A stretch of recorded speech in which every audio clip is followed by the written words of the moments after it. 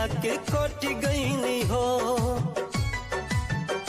अब का बाड़ू दिल से बात करे, मैं उसी से बात करता हूँ। और मैं वो लड़का नहीं हूँ जो हर किसी पे मरता हूँ। दिल देता है रो रो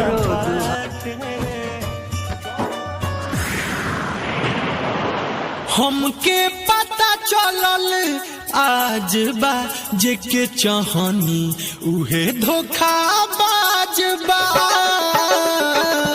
हमके पता चलल आज बा जेके चाहनी उहे धोखा बाज बा।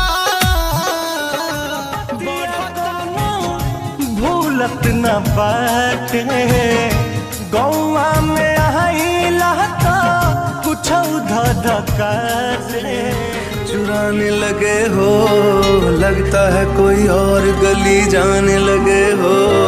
ख्वाब जो देखे हम दोनों ने मिलके लॉकडाउन से कहिया मोदी जी मिली रेहाई।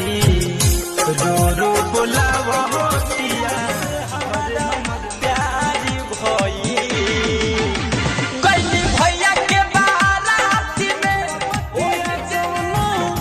भूलत न बाटे गौवा में आइला तो कुछ धधका। जिसे मैं प्यार करती हूँ, जीती हूँ जिसके लिए। तो कुछ बतियाली हल जाओ तो हम हूँ सटब तू हूँ सटा। Likey